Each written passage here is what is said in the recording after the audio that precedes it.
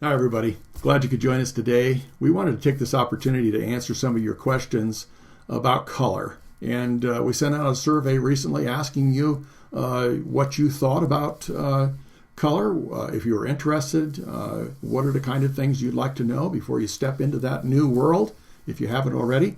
And so Jeremy has a couple questions that we thought might be some of the most important ones you asked, and just to kind of introduce the subject. So, Jeremy, go ahead and let's discuss some of these things. Yeah, hey everybody. Thank you, Darrel. I appreciate that. And yeah, like you said, we sent out the survey and we had a lot of response. This is probably some of the greatest response we've had from a survey. And there's a lot of people who have some burning questions about this really vibrant medium and how to spice up their repertoire.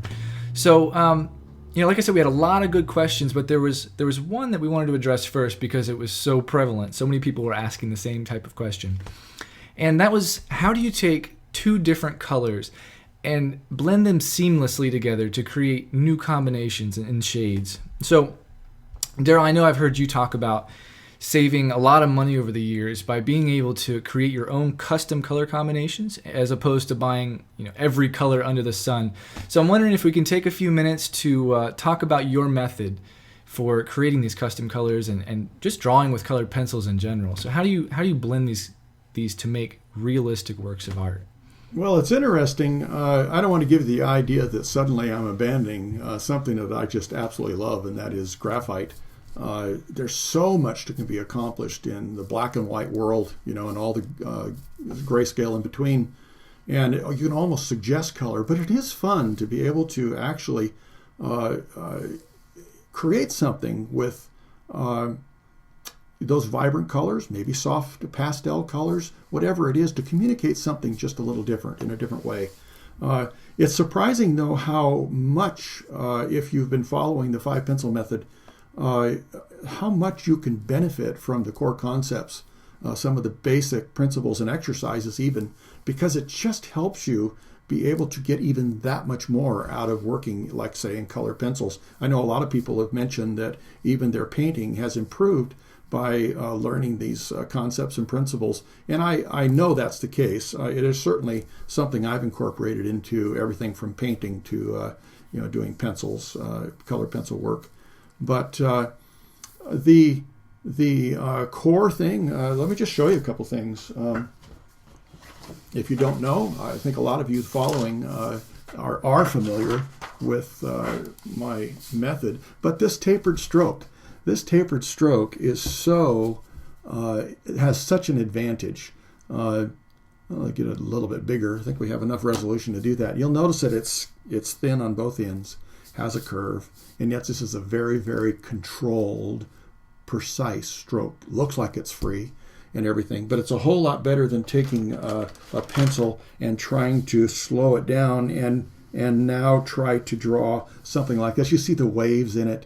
You see that it doesn't have a taper. That means we can't blend things in. Well, blending is really a wonderful advantage when we're working in color, and the exercises in the core concepts where we do the patches, where you learn how to go ahead and get the ultimate value out of a particular grade of pencil without pressing too hard. And then you learn to fade it away. So look at the range. This is a 4H pencil. Look at the range you can get out of one pencil. Go up to the next one. You should be able to see a difference, fading it away. This is all really important to be able to do things like layering and helping you be able to achieve different colors. I think that the thing I really like is to be able to keep my costs down. And I know that it can get really intimidating. You go into an art store and you just see racks of paints and racks of pencils, and sure, they'll manufacture anything they think you might buy from them. But you really don't need all that. And this layering technique helps you to be able to create your own colors. And it's fun. I was just talking to Jeremy a little bit ago. I was just thinking this morning before we did this video that some people are so intimidated about color because they know nothing about it. Well, we have to start somewhere. You can't know something about something you've never done. And so I want to maybe help you take a first step, if that's possible, and learn maybe a little bit about the application. Maybe we can talk later about some of the materials, but have some fun and explore. It's a wonderful world out there, and you can decide what colors you are creating that you like. What happens when I put red and green or red and blue together? I'll get the green, and yet if I put the blue down first, I might get something different if I put the yellow over that, rather than putting the yellow down first and putting the blue over that. You'll find all kinds of subtle differences as you experiment. But the thing is, you want to be able to create the transparency. It isn't that way with a lot of colored pencils. Sometimes colored pencils are very opaque. They're very waxy. They don't go over each other very well. They're just whatever the color is. And I can understand why they create a pencil for every color. But I like to be able to have the control and be able to do some things that are not only subtle, but often bold too. And some of the things you want to be able to take into consideration are, having a tooth to your paper. If you don't know what I mean, let me just see if I can go ahead and just illustrate a little bit. We talk about this in the core concepts. The materials are really important, and we can get into more about the materials later. I don't know whether you can see, there's a texture to this paper. I'm putting my light off to one side, which is something we do with the core concepts too. You always want to identify what side of the paper you're working on, but you can kind of see a texture to the paper. That's the hills and the valleys, and how much tooth it has is how high and how deep, how high the bumps are and how deep the valleys are. And so that tooth is something we want to protect. And so there are papers that they're too smooth. We need to have some tooth, that roughness, just enough to scrape that pencil off as it passes over the surface of the paper.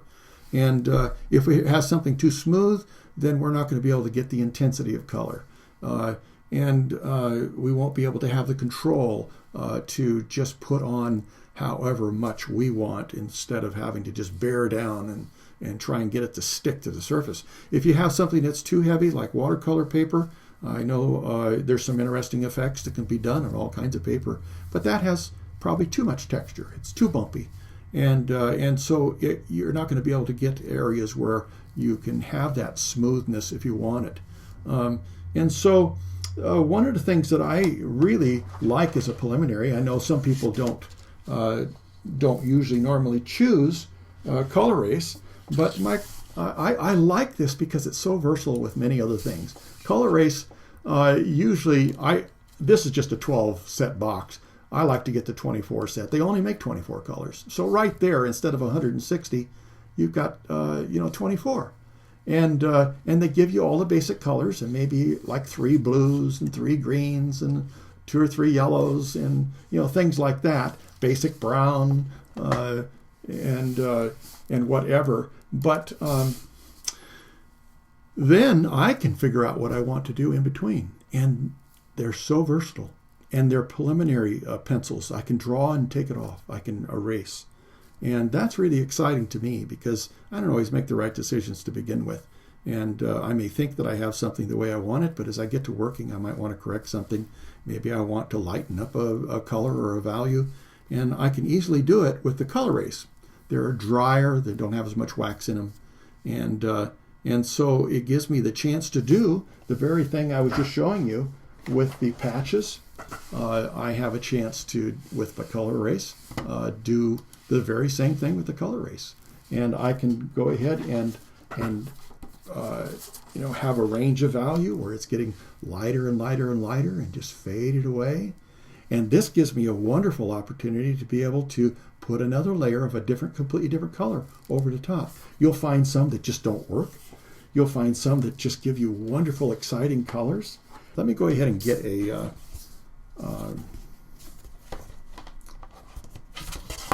something to work on here just a little bit. Let's go ahead and do, I'm going to get a yellow just like we had. And this happens to be a canary yellow on the, and it's very, very light. I think it's still dark enough for you to be able to see. Sometimes in the video it doesn't always happen as intense. But I'm going to go ahead and do one of those patches. Let's just come out here a ways so we have enough area to overlap something.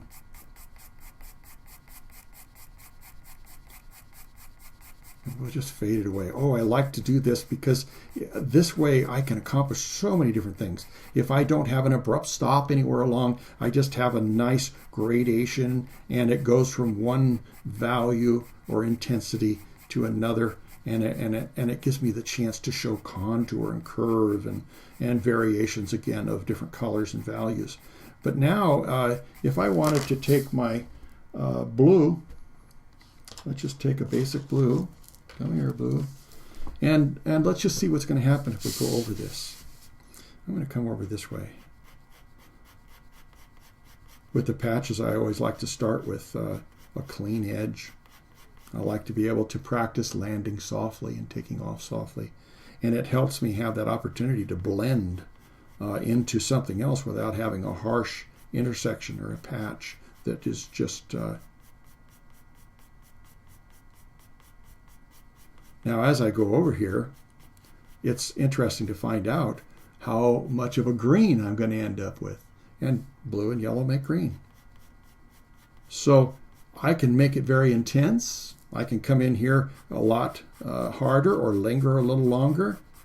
But I want to make sure that I'm maintaining that texture of the paper as much as possible so that I can end up with the opportunity to add something and have the layering going on towards the end of my drawing as well as the beginning, if I protect that enough. Now, this may not show. I probably should have experimented a little bit more, but you have the opportunity to see that green developing because yellow and blue make green. Well, there's all kinds of variations of it. So as you experiment, you can take some of those very basic colors. You could just start with the basic primary colors, red, yellow, blue, and there's a big debate on to what are actually the true primary colors. But anyway, you can practice and see, okay, what's going to happen if I put the blue over the yellow? What's going to happen if I put the yellow over the blue? How much difference will it be? And you will see a difference. You may not be able to pick it up on camera here, but you will start seeing a difference. The other nice thing about col-erase is that you can blend it. And so I can still use the same brush I use with my graphite, even though I might want a dedicated brush for coloring. I can still go ahead and do that. And you can see the green is starting to become more evident. I can even take a Q-tip. I'd rather not use a tortillion.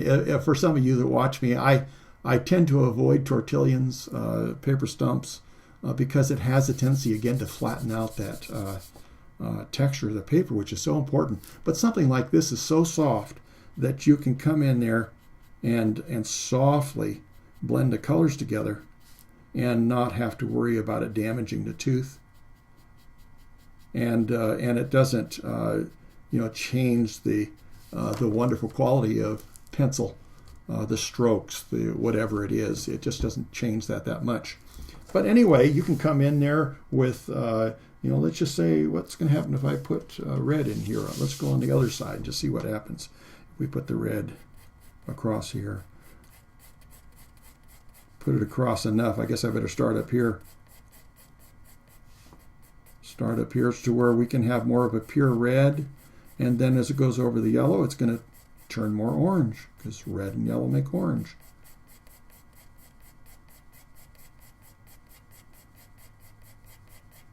And I'm always, it's always a little bit difficult for me when I'm looking on the video because what happens is the colors don't show up as much on my camera. They may very well be fine for you at home watching this or wherever you happen to be.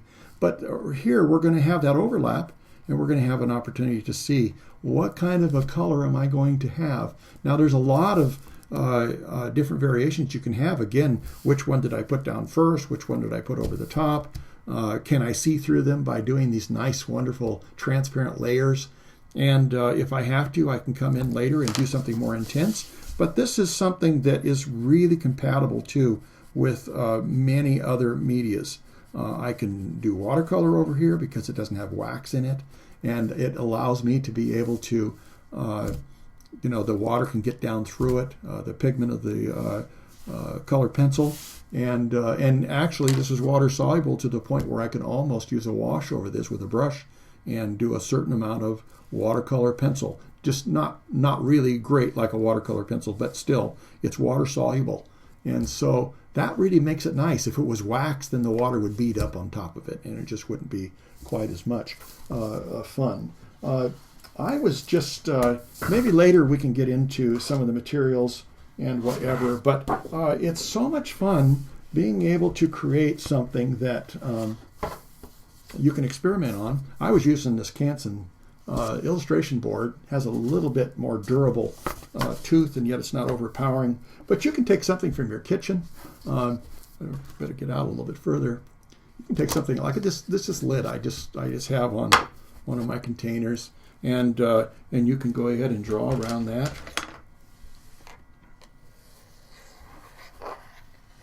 And however many pencils you want to experiment, you might just take your primary colors, and then make a nice wedge, but fading it both ways, because we want to overlap with this. So I might come in here with my blue pencil, and it's nice to be able to practice and continue seeing if you can have a good quality so it isn't chunky. It doesn't have a lot of little hard places. There aren't spaces between the lines. So those core concepts help you with all that so that you can apply it quite well. You can come different directions. You can make sure that, I have to get up to the edge there, so I can certainly change the direction of my pencil. And then this makes kind of a buffer zone so I can pull down. But then I want to blend both ways. And depending on how intense I get, I come down to the middle here. I don't want to make it with a line on each border. I want to blend it this way. I want to have the opportunity to have a soft blending. And then I can come in with another color on the other side. Maybe that's yellow, maybe that's purple, depending on what colors you get in your set. Let's just see what this one does. This is the red. What the whole purpose of this is I want to be able to see what happens when I overlap them. So that's why I want it to go softly and not just be abrupt, because I want to see what's going to happen when I put red over blue. Some of you probably know it's going to become more of a purple. Now, depending on how much pencil I actually put on the paper, how heavy, I want to blend this one this way, because I might want to see what happens when I go to yellow, next to yellow. How is it as the actual pure color that I'm putting on here, and then spread this out enough in this direction. Keep rotating your wheel around, your circle around, and see what happens when you are able to make the next one. Maybe this to yellow. And see what kind of progression you get, what kind of color is going to happen when you join the two together. And so you can do things like this and have fun experimenting the world of color by allowing yourself, again, to blend the yellow into the red and come up with your orange. Your red into more of a violet or a purple, and then coming over here to the violet and the blue and just watch and see what happens. This is the best way. Just jump in and have an opportunity to find out what happens when you mix colors together. It's the same principle as on a color wheel. It's the same principle as when you're mixing paint. And then you'll find out that this is maybe a complement of this one. This is a complement of that one. So when I'm going to make a green go into a shadow, let's say, I may not necessarily want to use black. I rarely ever use black on anything. I like to have something that has more life in it, I think. And so I might use blue to make green get a little darker, or purple. And when it goes over the green, it just keeps getting darker and darker. Now, it's not on here, but I'm just saying those are things that you can do to just experiment. That's what you need to do. You can get all technical about color. It can get intimidating. There's so much even classes and all kinds of technology about color. And then the difference between CMYK and RGB and all kinds of things. And you can get so confusing. The best thing for you to do is to understand what happens when you experiment, when you blend them together. And it's an exciting world, let me tell you, especially if you give yourself the opportunity to have something that isn't quite so waxy and permanent, something that is very much like graphite. And some people may not like these for everything they do, because it's not going to be that very, very heavy color like you might get in a Prismacolor Premier with so much wax in it. And so this gives you the opportunity to be more in control, I think, and to have it compatible with different medias, like I said before. And I'm not selling this, I'm just telling you that I think it's a good place to start, especially if you're used to drawing. And it gives you the opportunity to have something you're familiar with and just take it to the next stage. Again, it's like just going into that dark cave and wondering, oh, what's in there? I don't know what's in there. Or do I want to go in there or not? And then finding out that there's a special area in the cave or a room that you found that's full of treasure, and you turn the light on and it's just glittering with gold and precious jewels. And that's how color can be, even though I love graphite, just love graphite, because I like to see what I can suggest. But I like to get to color every once in a while too. You might. I wouldn't be afraid of it. If you know a few rules, maybe we can talk about some of those, get into some of the materials later, and help you just get rid of some of that intimidation so that you can have fun either drawing or painting or whatever you're going to do.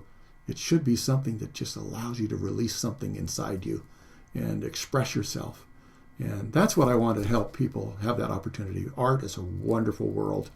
And it opens up so many other opportunities for you too. So anyway, Jeremy, I hope that answers a little bit of the question. Yeah, no, for sure. I think that gets us off to a great start. And thank you so much for shedding a little light on that topic. And like I said, this isn't going to be our last presentation. We'll have a few more in this series.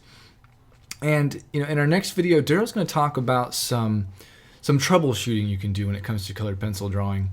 And we'll address some of the frustrating problems you may face when you pick up this medium. Things like preventing and repairing wax bloom, or how to remove colored pencil from your paper, and a few other potential problems that you could face. So you're not going to want to miss that video. There's going to be a lot of great information for you to learn, and we'd love to have you join us for that one. We'll send out an email when it comes time, and we'll let you know when that one's ready and when you can watch it. And don't forget about those core concepts. Those, like I said, I think apply across the board, whether you're a painter or you're into drawing or whatever it happens to be. It's just some great fundamentals and principles that I think always improve what you do and give you more control so that you can accomplish what you're trying to achieve.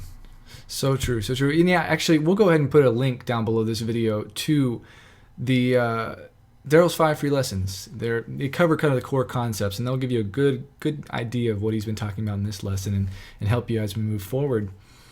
So Darrel, thank you so much again. Really appreciate your time. Yeah, Happy New Year. Maybe the next time I talk to you, it'll be 2015. So I hope you just can have that experience of creating something for your very own self and express it the way you want. So color might give you that opportunity. Yeah. Well, thank you very much, everybody. And we want to hear from you. Go ahead and leave some comments for us below. If you have any questions, concerns, whatever it is you want to know, leave it in the comments below, and we'll try and get to it. And again, thank you very much, and have a good day. And see you next time. Bye-bye.